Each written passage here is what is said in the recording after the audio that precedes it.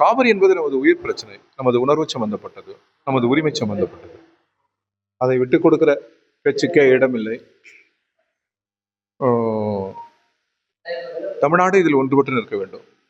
அதற்கான முன்முயற்சிகளை அரசு எடுக்க வேண்டும். அனைத்து அரசியல் கட்சிகளும் ஒரே நிலையில் தான் இருக்கிறது. தமிழக மக்களும் ஒரே உணர்வில் தான் இருக்கிறார்கள்.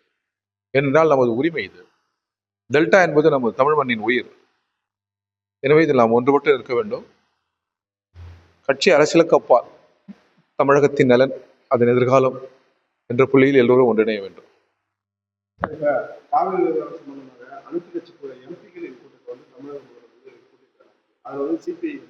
பங்கேற்கும், வரவேற்கும், நல்லது. இப்ப 2024 பெண் காவலர் குறித்து அவர்களாக பேசி கைதாகிய வந்து யூடியூப் நீங்க வந்து சிறுபான்மை ஆணையத்தோட தலைவர் நியமிக்கப்பட்டது. இது சிபிஐ பாருங்க. தமிழக அரசாங்கம் அவர்களுக்கு முழு உரிமை உண்டு நியமனங்கள் செய்வதற்கு. ஒவ்வொன்றின் மீதும் கருத்துக்கள் என்பது உடனுக்குடன் வெளிப்படுத்த இயலாது. முழுமையாக அந்த விவரங்கள் முழுமையாக அது சம்பந்தமான வழக்குகள், தண்டிக்கப்பட்ட வழக்குகள் என்பது வேறு.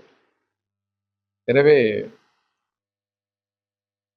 யார் எத்தகைய பொறுப்பை ஏற்றாலும் சட்டப்படி நடந்து கொள்ள வேண்டும் என்பதுதான் எங்கள் வேண்டுகோள்.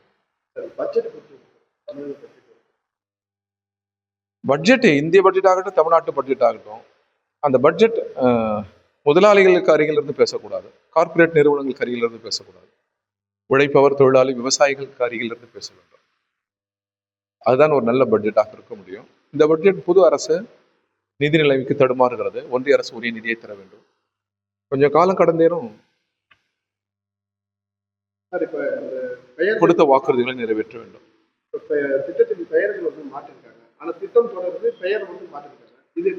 திட்டம் தொடர வேண்டும் என்பதுதான் மிக முக்கியம்.